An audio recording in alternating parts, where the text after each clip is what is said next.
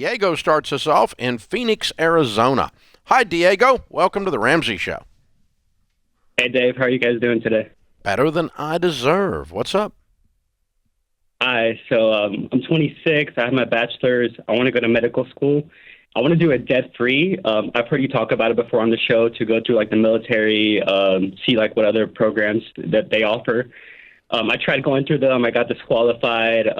So I really don't want to go into all this debt, but like it's just so time consuming. And on top of that, I live with my parents. Like I'm 26. Like I want to move out, but it seems like I don't know how I can do it without going into debt. Because I want to go to medical school. Like I'm ready to go. Like I'm going to do this master's in August. That will give me an entryway into medical school. So it's just like a 9-month master's program. But to do that, I need to go into all this debt. So, I don't know. I don't know what I could do. Yeah, Diego, it's a great question. I feel like this is one we get, quite often, especially whether it's medical school or law school. And I think different situations, different schools have different routes. And of course, it's very rare. And Dave, I obviously would love your take on it because you talk to people more than I do with this scenario. But what I know, Diego, is that there have been ways that people have found a way, not just to pay cash, but they've done things within the medical community, or they were part of, not a fellowship, but some type of program that actually helps them pay their way through. And I feel like I hear more often that happening more in the law school spectrum. But Dave, have you, for medical school specifically? There's a couple of things that are going on. Number one, I want to go back and address a phrase you said. This is so time consuming. Let me tell you what's time consuming. Paying off $250,000 in debt, that's time consuming. Okay, so yeah, you need to spend the time and the effort, and that is the big deal, is to spend the time and the effort on the front end. There's a couple of angles I would tell you to look at. One is where you get accepted to medical school is very, very important in the equation. Because medical school is not unlike other forms of higher education in that some of that is 4 and 5x what the other one costs. And so, there is the cheaper version. And by the way, I don't remember ever asking a doctor where he went to school. I just asked him if he could fix that broken thing on me. That's all I wanted to know. And so, and if he convinced me he could, then we're there. I never really asked for credentials. Did you go to, a big-time med school or a little-known med school? I didn't ask.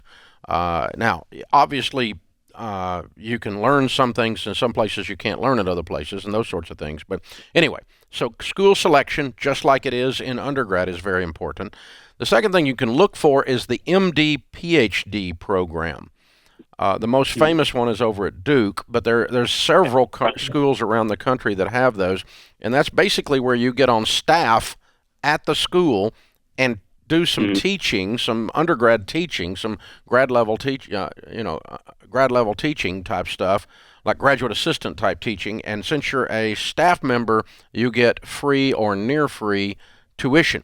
It's like getting a fellowship, though. It's very rare. It's very hard to get in.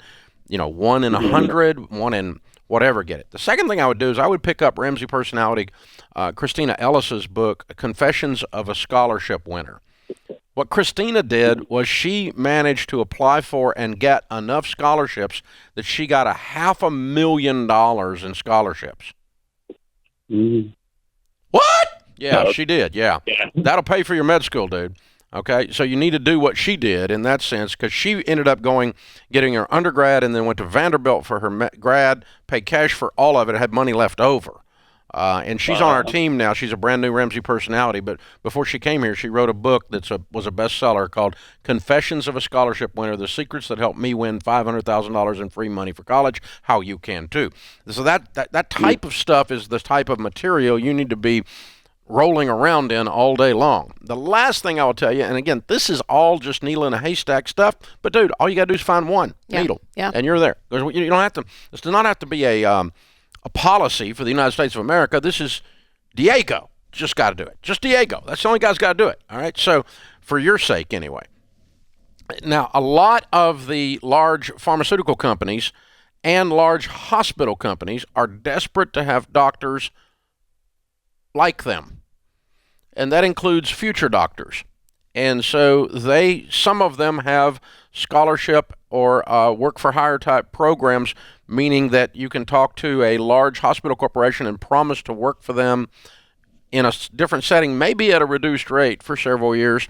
But you can go to an underserved area, an inner city area, a rural area where they're having trouble getting docks to park, and you go there and serve for 3 years afterwards. You get paid to do that, but in return for making that promise in advance, it's a modern-day indentured servant program. You get free medical school paid for by them.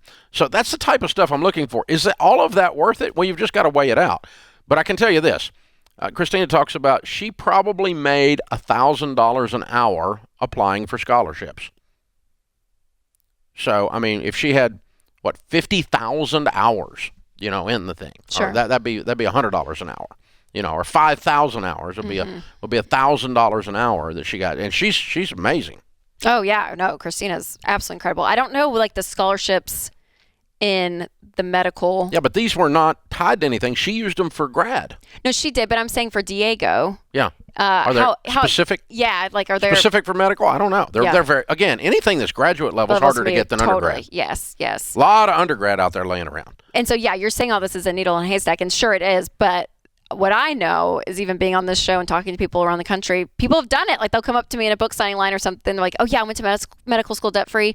I did business. How'd you do that? Yes, I always ask, because it's some kind of program like this, right? It takes a little bit of that creativity. Like, when debt is not an option in your life, and you said, I'm not, whether it's medical school or credit card debt, you have to find a new way of looking. It's not just this automatic. So it does take some creativity. But this is and not work to go into. It's not getting in the drive-thru and getting a Starbucks. Right. I mean, you're going to have to. This is not cookie cutter. I mean, there's not one on every corner. Right. You're going to have to scratch and claw and dig and turn over rocks until a crawdad runs out. You don't even know what that is, but there you go. I know what a crawdad is. I know he doesn't, but Diego, where's Diego from? Phoenix? Oh, but there's crawdads in Phoenix. You think? I don't know. Is there? In Louisiana, they're crayfish, so I don't know.